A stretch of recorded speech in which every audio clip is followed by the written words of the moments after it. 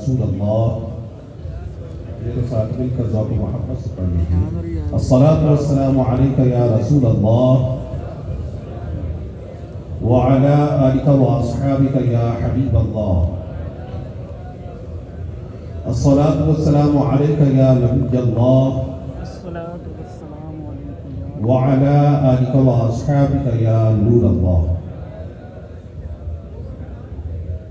رسول محتشم، شاہ بنی آدم، نور مجسم، شفیع اعظم صلی اللہ تعالی علیہ وآلہ وسلم کی ذات اقدس پر ہدیہ درود و سلام پیش کرنے کے بہت سے فضائل و برکات کتب احادیث میں بیان کیے جاتے ہیں.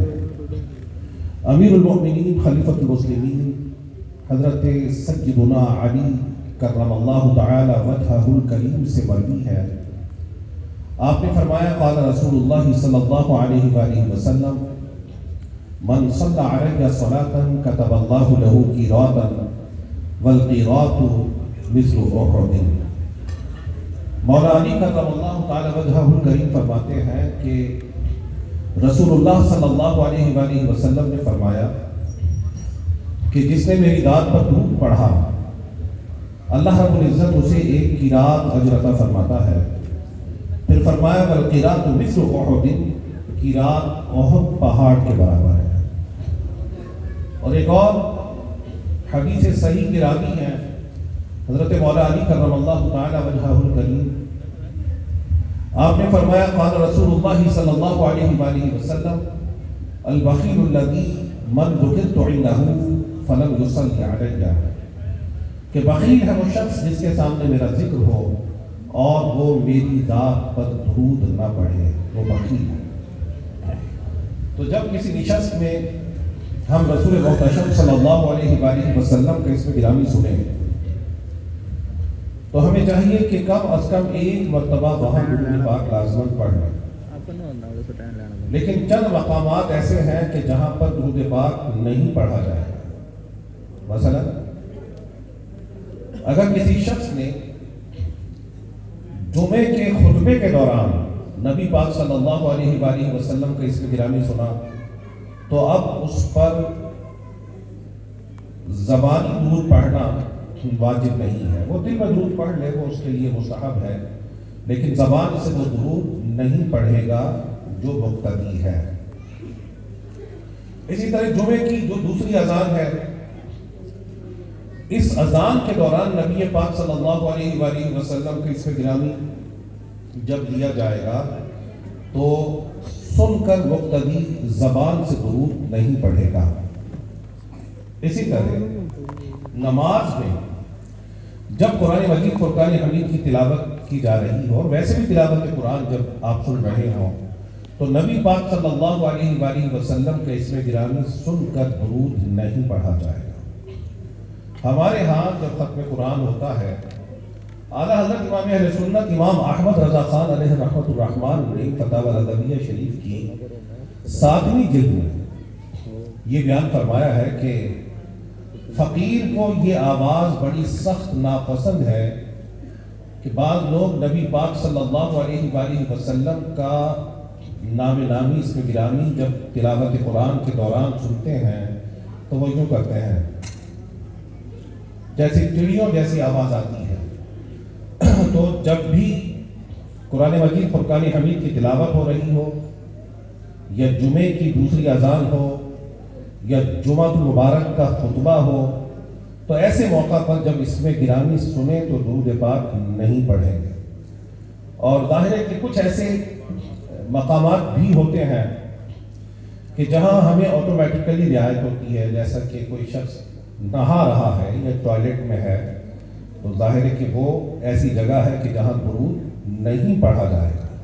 بعض لوگوں کے ذہنوں میں یہ ہوتا ہے کہ جب تک نہاتے ہوئے کلمہ نہ پڑھیں تو پاک نہیں ہوا جاتا، تو یہ تصور بھی درست نہیں ہے. شریعت مطہرہ نے پاک ہونے کے جو اصول بیان کیے ہیں ان اصولوں پر چل کر جو غسل کرے گا وہی پاک ہوگا، ورنہ کلمہ جتنا مرضی پڑھتا رہے. اول تو جو ہمارے ٹوائلٹس کا حال ہے وہاں تو ویسے بھی جائز نہیں ہے. اگر کوئی ایسی جگہ ہو کہ جہاں پر یہ جو ہمارا جس کو لیبارٹری کہا جاتا ہے یا ٹوائلٹ کہا جاتا ہے، خاص طور پر جہاں پیشاب وغیرہ کیا جاتا ہے، اگر اس کے آگے کوئی دیوار کھڑی ہے، یہ میں نے کراچی میں کئی جگہوں پر دیکھا ہے کہ وہ اس کو سیپریٹ کرتے ہیں، اگر اس سے سیپریٹ کسی جگہ پر آپ نہا رہے ہیں، اب ضرورتاً کوئی ذکر کیا جا سکتا ہے، ورنہ اگر کمبائنڈ ہے آپ کا باتھ ٹب اور آپ کا جو لیبارٹری ہے یا جو بھی اس کو آپ اپنی زبان میں جو بھی اس کو نام دیں، انگلش میں لیبارٹری یا ٹوائلٹ کہا جاتا ہے، جب وہ کمبائنڈ ہو تو ایسی جگہ پر درود پاک یا کلمہ نہیں پڑھا جائے گا۔ الحمدللہ دعوت اسلامی کے دینی ماحول میں سنتیں سیکھی اور سکھائی جاتی ہیں، اور دین اسلام کے احکام اور مسائل سیکھے اور سکھائے جاتے ہیں۔ اسی ضمن میں نے آپ کو عرض کر دیا، چلو سیکھنے کا موقع ہے۔ بعض اوقات ختم قرآن جب ہو رہا ہوتا ہے تو ختم پڑھنے والے کو بھی پتہ نہیں ہوتا، وہ بھی کیا کرتا ہے، ما کان محمد صلی اللہ علیہ وآلہ وسلم ابا احد من رجالکم ولکن رسول اللہ وخاتم النبیین۔ یہ طریقہ درست نہیں ہے، بلکہ اسے کنٹینیوسلی پڑھ لیں اور سننے والے توجہ سے سنیں، اور جب تلاوت قرآن مجید فرقان حمید ہو رہی ہو، کوئی قاری قرآن تلاوت قرآن کر رہا ہو تو توجہ سے سنیں اس کو۔ یہ تو درمیان میں سبحان اللہ ماشاء اللہ اور نوٹوں کے تبادلے ہوتے ہیں نا، تو یہ طریقہ درست نہیں ہے، توجہ سے سنیں، اور آخر میں جب وہ تلاوت ختم کرتے ہیں تو سبحان اللہ ماشاء اللہ کہہ دیں۔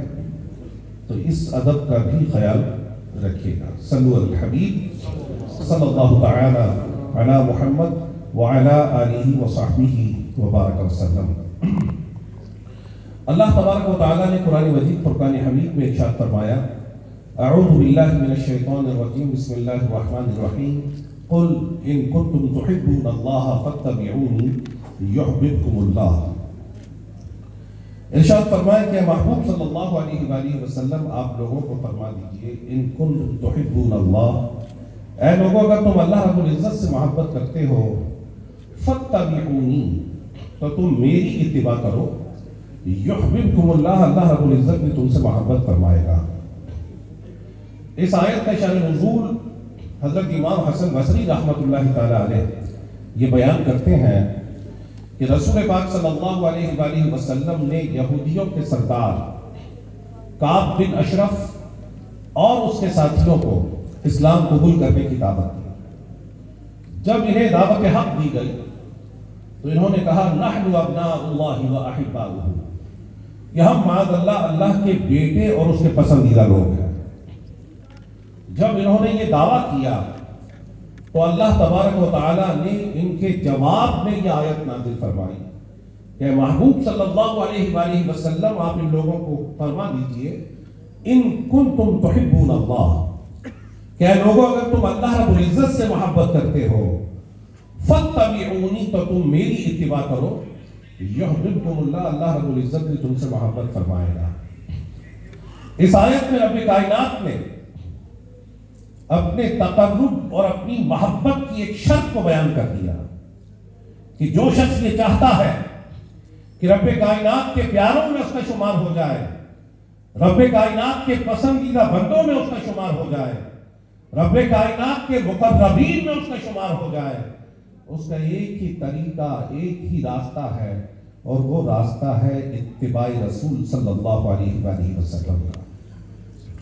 حضرت جنید بغدادی رحمۃ اللہ تعالیٰ علیہ ارشاد فرماتے ہیں، آپ نے فرمایا کہ اگر کسی شخص کو دیکھے کہ وہ ہوا میں اڑ رہا ہے، ہم نے نہیں دیکھا، پیراگلائڈنگ ایک الگ چیز ہے، فرمایا اگر کسی کو دیکھے کہ وہ ہوا میں اڑ رہا ہے، پانی پر پیدل چلتا ہے، لیکن پانی اسے ڈبا نہیں رہا، یعنی وہ پانی میں ڈوبتا نہیں ہے، آگ کھا رہا ہے لیکن آگ اسے جلا نہیں رہی ہے، ہوا میں اڑ رہا ہے، پانی پر پیدل چلتا ہے، ڈوبتا نہیں ہے، یا آگ کھاتا ہے، آگ اسے جلا نہیں رہی، لیکن اگر دیکھے کہ وہ فرض کو چھوڑ رہا ہے یا سنت کو چھوڑ رہا ہے، تو یہ جتنے عمل تم نے دیکھے یہ استدراج ہے۔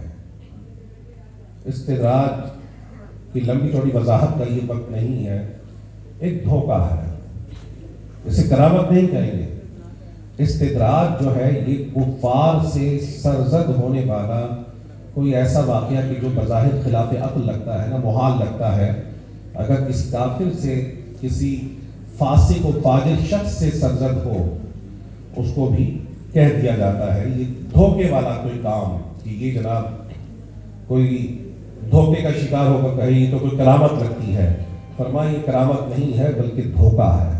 پھر فرمایا کہ میں نے اللہ تبارک و تعالی تک پہنچنے کے تمام راستوں کو بند پایا سوائے سنت رسول صلی اللہ علیہ وآلہ وسلم.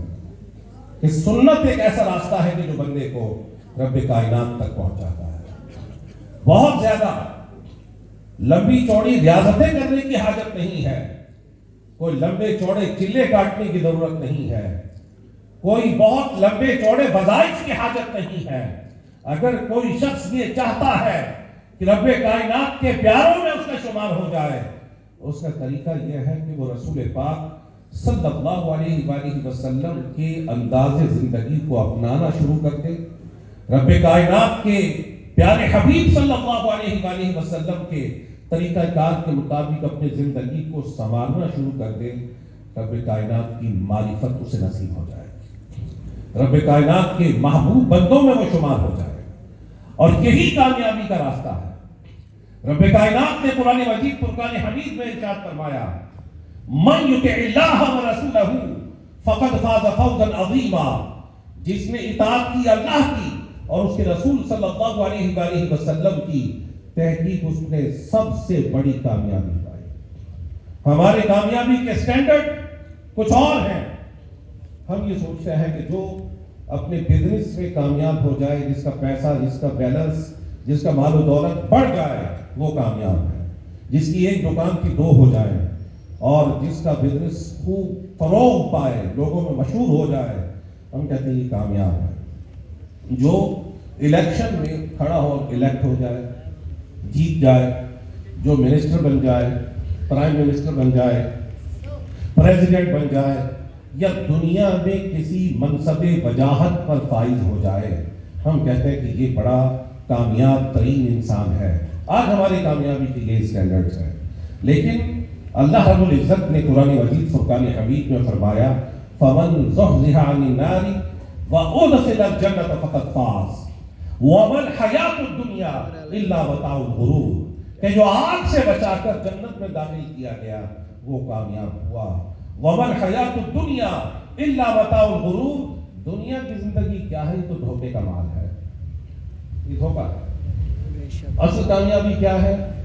جو اللہ تبارک و تعالی اور اس کے رسول معظم صلی اللہ علیہ وآلہ وسلم کے فرامین کے مطابق اپنے کردار کو سنوار کر زندگی گزارتا ہے. ہم کسی شارٹ کٹ کے انتظار میں بھی بعض اوقات ہوتے ہیں. وہ جناب کوئی ایسا عمل کر لیں کہ بس مرتے ہی داخل جنت ہو جائیں.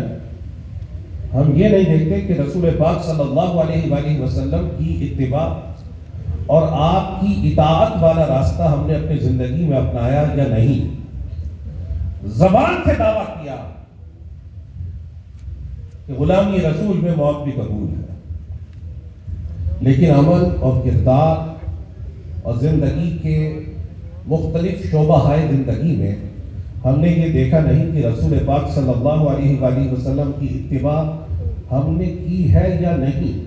حضرت امام زہری رحمۃ اللہ تعالی علیہ ابن شہاب زہری ایک بہت بڑے جلیل القدر تابعی گزرے ہیں.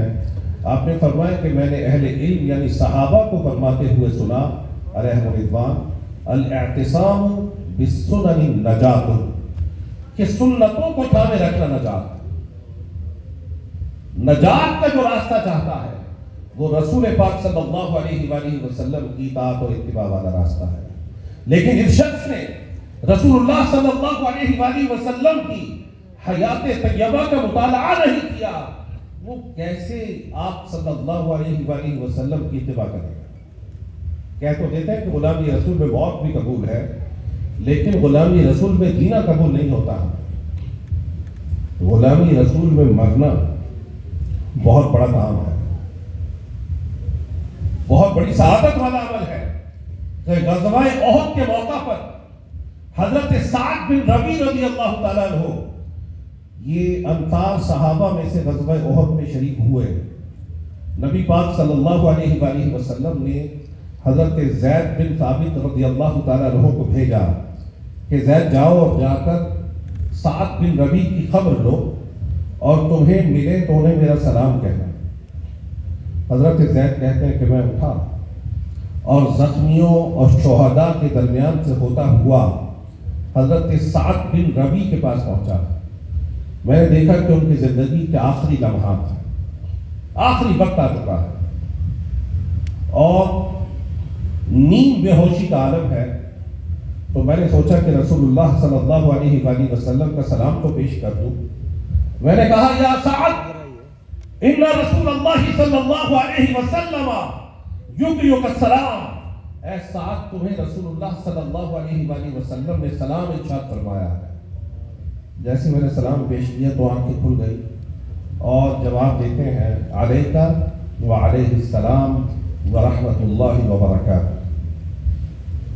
یہ سلام کی سنتوں میں سے بھی ہے کہ اگر ہمیں کوئی کہے گا کہ فلاں بندے نے آپ کو سلام کہا ہے تو سلام کی سنت کیا ہے؟ لوگ کہہ دیتے ہیں وعلیکم السلام. یہ سنت نہیں ہے. سلام کی سنت یہ ہے کہ کوئی کہے کہ فلاں مرد نے آپ کو سلام کہا ہے، فلاں شخص نے آپ کو سلام کہا ہے، تو جواب اس کا ہے علیکہ وعلیہ السلام.